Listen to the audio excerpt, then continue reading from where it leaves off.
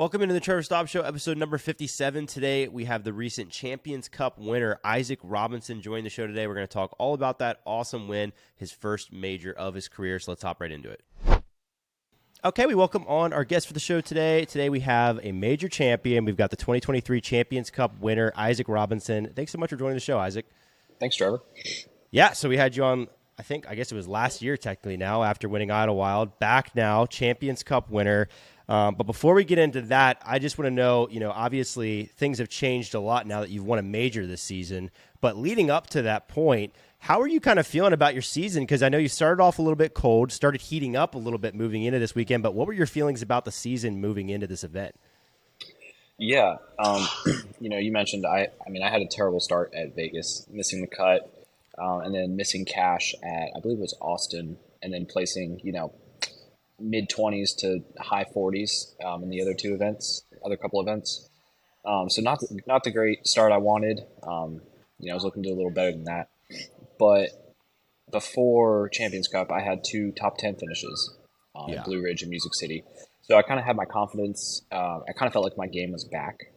And so it kind of, turned into like a season, like a high point in my season going into Champions Cup. I think that was a good kind of starting point for the week there. Yeah, certainly a good time to find your game a little bit heading into the major. What is it like? What was probably the biggest part of your game that you had to find? Was it throw timing, putting, or a little bit of everything? I think it was a bit of everything. I was a little offline, just out of position on a lot of shots earlier in the season. And then also my putting was really bad, which was kind of a new thing for me.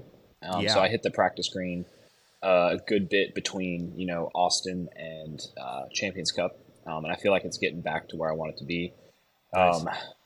So Circle 1's feeling good, and I need to get that Circle 2 back down because I think that's what's lacking right now. Okay, yeah, certainly. It's definitely a big part of your game when it is on.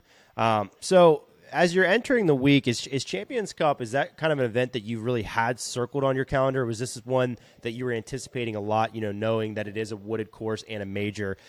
Is that something that you were really looking forward to as you were entering the week? It was definitely kind of it was a point I was looking forward to, not necessarily because it was the major, but it was just being back home, getting to see my family a couple days before, being on a course that I know very well. Kind of just being back in my home state was something I was looking forward to, as well as playing in, one of my top 3 favorite courses in the world. So yeah, that's true. Being from Georgia, what is your history with WR? Have you played it hundreds of times? We would make it down. We live about 2 hours north, so we'd make it down probably once or twice a year, depending on what we were doing. So I've been playing the IDGC courses since I was about 12. Yeah. Okay, yeah, so definitely some history there. And I mean, the course has changed a little bit. They took out the Turkey Gulch, years back and whatnot. But there's still a lot of things about that course that are the same. And certainly, I think the essence of that course has remained the same throughout the years. For sure. So you get there for the week. How were you practicing? Were you practicing that week in a way that made you think I'm going to win this week? Or because I remember last time I asked you, you practiced awful at Idlewild. And then you ended up winning that event. So how was practice this time around? It was pretty good. It was kind of just, middle of the ground. I think I was shooting, I think my best round was 8 under in practice. And then my worst one was like 1 or 2 down. So it was, pretty average, nothing too special. But I was just focused on finding the landing zones and kind of studying the course and the hills and the different terrain and stuff. And so I think that helped a good bit going into the tournament. Yeah, I feel like landing zones are such a huge part about that course. A lot of the par 4s, the fairways are never super wide. You're playing on a lot of pine straw. The disc play slides a lot. You get interesting ground play. In what ways do you feel that WR Jackson suits your game? Like, are there certain ways that it doesn't suit your game, or a lot of ways that it does? What are the different things that mesh there? Yeah, I think it's, if you were to pick a course, it would be one of the best courses for my type of game and my style of golf. It's not too far. It's not too long distance wise. So I can throw fairways and mids pretty much the whole time, which is my comfort throw. And just, the woods. I grew up playing in the woods. And so you kind of put those two together, and it's just a recipe for, a good round for me. Yeah, and I wonder, a lot of times woods golf, people interpret, a lot of the great woods players, people interpret, oh, well, the courses a lot of times aren't as long, so that's maybe why. And I know you mentioned distance being one of the things that it suits you because you can throw putters and mids. But I don't know about you, but for me, one of the differences with wooded golf and open golf is wooded golf gives you very specific directions on where to throw and and visual aim points. Is that something you like from the woods as well? Absolutely. Yeah. You kind of see the shape of the hole to some Yeah. extent. Bringing up Jonesboro, practicing this week, I was kind of struggling to see like where the landing zones were because it's more open and there's not as well defined shot shapes or landing zones. So yeah, playing in the woods definitely gives you those, which is Yeah. nice. Yeah, I think that's something about the woods that actually does make it a little easier. Even though the trees are there, you can use them as aim points and whatnot. So entering this tournament, being a major, you've been on the tour for a little bit now. Does entering a major tournament, do you feel a heightened pressure there? Is there a little bit more in the atmosphere? A little bit, yeah. It's Champions Cup is a new major, so it doesn't quite have Yeah. that like prestigious feel. Even though everything about the event this weekend was, top notch, high level, with everything. And being able to play on the feature card first round, I think, had a lot to do with just playing well and getting off to a good start because immediately all eyes are on you. So there's that pressure and that kind of that expectation. Yeah, and you mentioned like having that pressure, and I know when I talked to Gannon, he actually mentioned, and a lot of this is kind of how it is for a lot of great players, but he mentioned that he's actually able to focus a lot more under pressure, and he enjoys the pressure. Do you enjoy pressure? Like, do you like having that pressure? Does it heighten your game, or is it something that is part of the game, but you kind of just have to deal with? Yeah, I really like having the pressure. I don't know if Gannon went into detail, but it feels like once you have people watching you, you can't really, get upset about a shot like maybe you would if there wasn't people watching you. So it's easier to kind of brush things off and kind of stay focused on the next shot and the next hole. And that's just one of the reasons why I like the pressure. But yeah, Yeah, that's interesting. I like that. I guess that's true. Like it's a little harder to get off of your task when you have everything kind of centered around you a little bit more. That is a good point. exactly. Yeah. So you started the tournament hot with an 11 under round and 100% C1X putting. How important is it for your game to have a really quick start and find your rhythm early in the tournament to get things going? I think that's one of my biggest struggles this year. And I think that's why my finishes early in the year weren't as great. I really struggled, shooting even par, or couple over, just rounds that were not good. So I always found myself like digging my way back up. Um, and Yeah. I think to get off to a good start is very crucial for me to have a good tournament. And I might not win the tournament, but it's gonna kind of guarantee a good finish. Um, so I think it's a very important aspect to get off to a good start for me. Yeah, certainly helps morale knowing that, okay, because of my start, worst comes to worst, I'm still going to be in the fight for a top 10 or a top 15. Exactly. Yeah, so obviously you had your putting going pretty quickly. You were able to find that putting stroke. What was the other shot that you felt like you were leaning on a ton that was working? I have one that comes to mind, but I'm curious to hear what you have to say. Yeah. I really got like my hyzer flips. It felt like they were really clicking this week.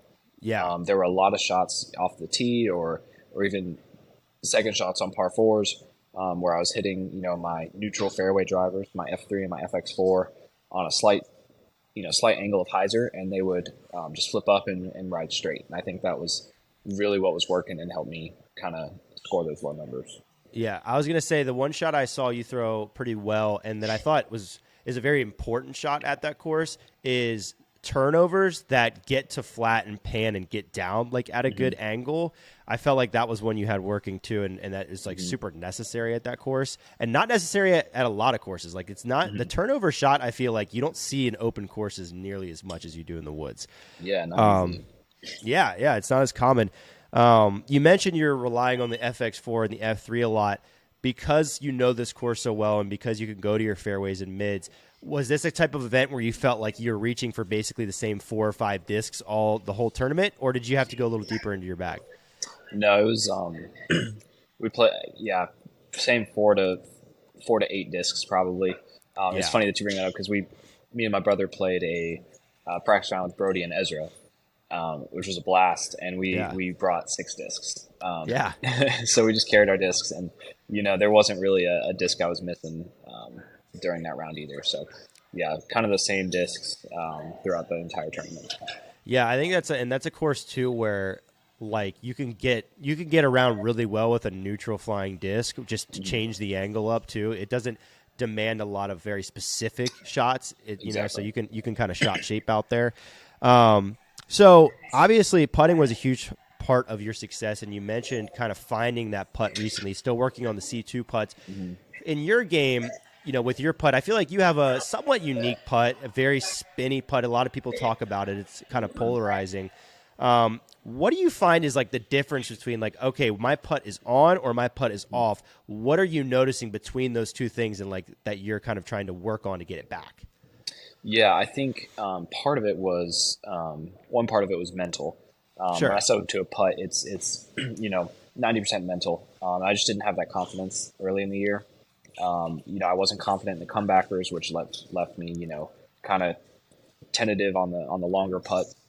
And then part of it was just the timing and the release point, which was probably the easiest thing to fix. Just hit the practice basket a little more than usual and get that locked in. But since mine is a spin putt and I rely a lot on my wrist, if it's off a little bit, it's gonna kind of be off for for that round essentially. So Yeah. yeah, just kind of dialing that in.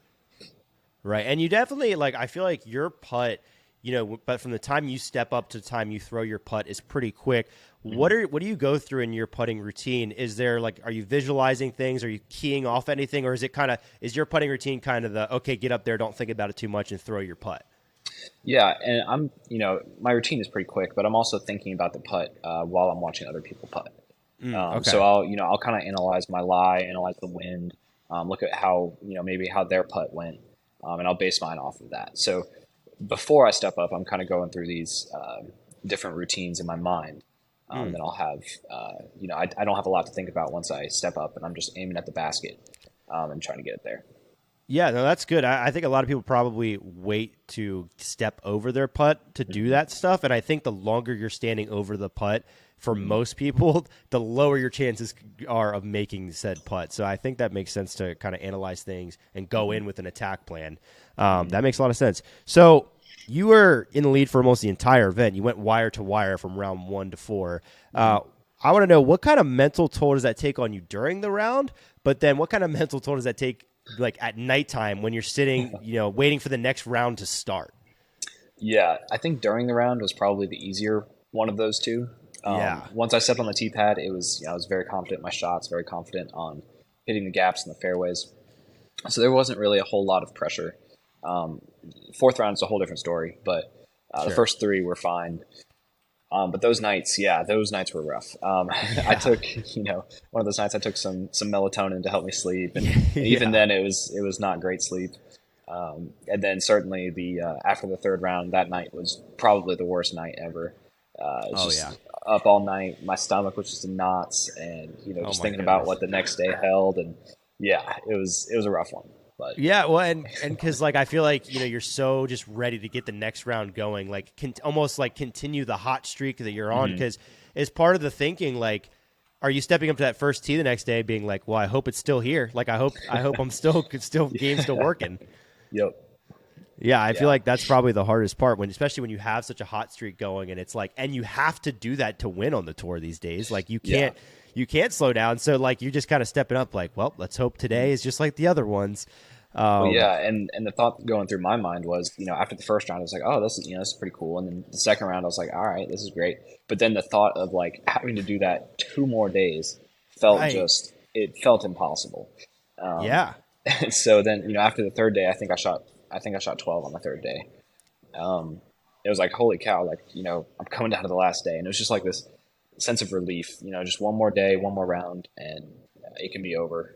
Right. um, So you as you're getting into that last round, obviously the WR Jackson I feel like is for the most part kind of a one route course. You kind of put on the gas and you go for it.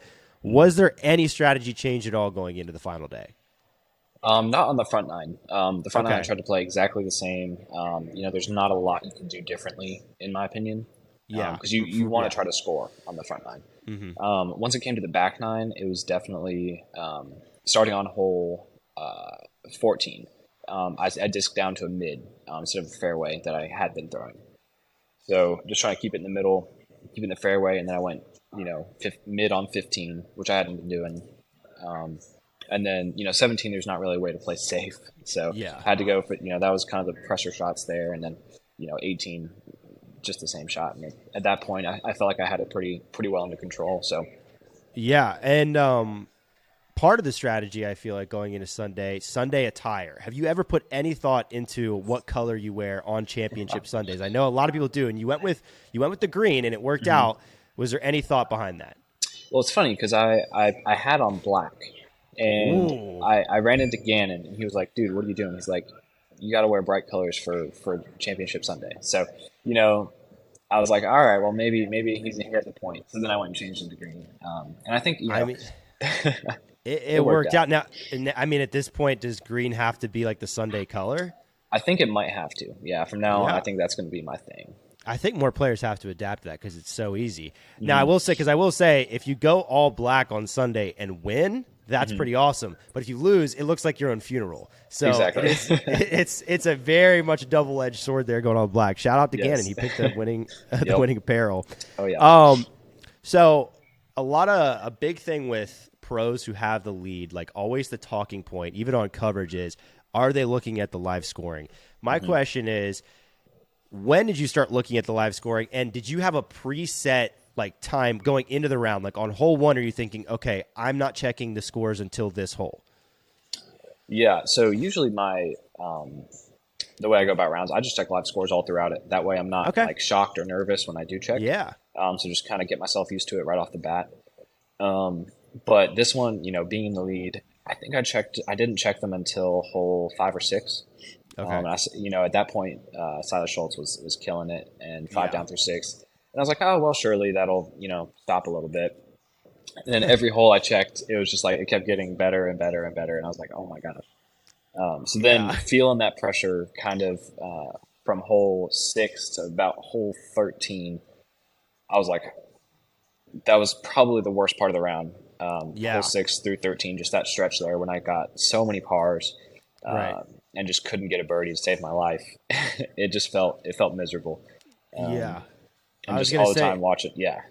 Yeah, I was just wondering, Silas obviously got red hot and got it down to, I think, 2 strokes. I think so, At one point, yeah. you had 2 holes, he was 2 holes ahead, but 2 strokes.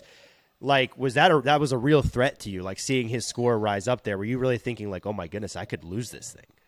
Yes. If you ask my dad, that's all I was talking about. It was just, I'm going to be the guy to not only blow a 7-stroke lead, but a 10-stroke lead to Silas. Yeah, I mean, it was crazy. Yeah. So, he had an incredible round, and that was crazy to watch. But yeah, and then once I got the birdie on 12, it kind of got me back into a rhythm. And I was like, okay, I can get a birdie now, and then kind of smooth sailing from there for the most part. Yeah, he eventually faltered a little bit, kind of lost the streak. 2 bogeys in a row there down the stretch. It would have had to have been a pretty crazy. I mean, I think he would have needed to shoot 17 to beat you, Something like that, as it ended yeah. up. At what point, obviously disc golf, and especially WR, because like 17 is so difficult. At what point had it sunk in, like, okay, I'm going to be a major champion? Was it not till you tapped out, or was it like hole 15? You're like, yeah, I'm going to win. Yeah, I think the whole round was just like trying to suppress the emotions and the excitement and just not even think about the gallery or the last hole or like what to do. And it's so hard to do that. But the putt on 16, when I made that, I think it was like edge of circle putt for birdie. That was kind of when I was like, all right, barring triple bogeys on the last 2, I should be good. And even still, even 17, 18 are not easy to finish on. So I was still focused, but I definitely felt a little bit better. Yeah, well, it's so tough on 17 and 18. Like on the tee shot, you really can't back off, especially on 17. You have to Not at all. You're just thinking like, okay, like 17, I got to throw this full power shot through this gap that is about 4 feet wide, and if I kick immediately left, I might take a triple. Exactly. Yeah. I told my dad, I was like, there's no point in throwing a mid. There's no point in laying up because the same thing could happen regardless. Yeah, So I feel like when I see it have a gap that small, especially under pressure, I almost want to throw the hardest shot because it takes a little bit of the thought process of just hitting the gap out of your mind. exactly. Yeah. Yeah, I feel like because 17, I mean that gap is ridiculous. It's pretty small. So now, obviously you're kind of, always hanging out with the Alden Harris group, the vlog squad of disc golf. And now you have the best win of them for the year. You've got the biggest win. Yeah. How amazing are those bragging rights? Do you feel like you have elevated status among them now? Not a whole lot. I think Gannon still feels like the king around the group. Okay. Well, he lost his world number 1. So, I mean, yeah. So, I mean, he's not number 1 in the world, which is good. That's good for us.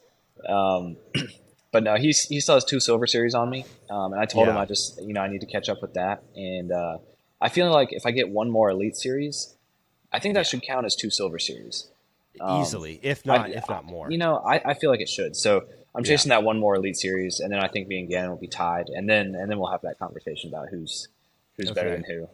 Yeah, definitely could flip the script. That's for sure. So now that you're an accomplished winner on tour, now with both of these wins being at wooded courses, a stigma and a narrative can form pretty quickly. No thanks to people like me and Hunter who do things on podcasts, that you're a woods player and are just kind of known as a guy who's going to win in the woods. What do you think of that statement overall, and do you feel like you can win on more open courses? Yeah, I think, my specialty is obviously the woods and being super accurate, but also I think the ability to be accurate translates well into open courses. Out at Portland, for instance, the first course we played was shorter and, some trees, but then Glendoveer was pretty long and relatively open for the most part. And I still felt like I held my own out there. Feeling really confident going into Jonesboro, which is pretty much wide open. Yeah. There's a couple trees, but, hitting those landing zones and hitting, where you want to be off the tee, I think is my strength. So it plays well both for open and wooded courses. Yeah, and it, obviously it's a narrative that, is formed just pretty loosely. Obviously, just 2 wins. A win is a win, obviously, at the end of the day as well. Okay, so now that you have a win on your schedule, and not only a win, but a major win, what kind of pressure does that take off you moving forward? You kind of feel like, okay, now sky's the limit. I can just play my game? Yes, to some extent. It feels great to have that win out of the way. I wasn't, after the start of the season, I wasn't sure if I was going to get one. So, it feels great not only to win at a major, but also just to have a win in general. But yeah, my mentality moving forward is just to, kind of forget about it. Learn what I've done and what I can do, and then just, attack the rest of the courses as best I can. I feel like on the modern Pro Tour, it's so difficult to win that even the best players in the world have to go into the season thinking, man, am I going to win this year? And especially if you have a slower start like you did, it's like, oh my goodness, like, is this even possible anymore? It is exactly really gotten brutal. The last thing I had to ask you about was, I get comments about this a lot. People are tweeting at me constantly that say that you and I are lookalikes. Do you get those comments as well? I do, actually. My mom tells me, I think she forgets she tells me, and then she tells me again. And she's like, that guy from Foundation? I was like, yeah, Trevor. And she's like, yeah. She's like, you guys look alike. So yeah, even like watching face to face now, it's like I could see that. Okay, I just wanted to make sure. I see it, like it's there. There's a resemblance. I feel like when our facial hair is at the same length, that's when it's the most prevalent. Definitely. And when so okay, I just wanted to make sure I wasn't completely crazy. Because I constantly, people are tweeting me like, how are you tweeting right now? Like you're playing a major right now. You're leading a major. And I'm like, all right, like, okay. That's awesome. Anyways, well, hey, I look like a major champion now. So there you go. That's the highest my rating could ever be by extension. Well, that's all I've got for you. Congratulations again, Isaac. Thanks again for joining the show. Really appreciate it. Thank you, Trevor. Anytime. Yeah, I enjoy it. Yeah, absolutely. Well, I hope to have you on after you win the next major. Sweet. So I'm going to try. Was that European Open? Yeah.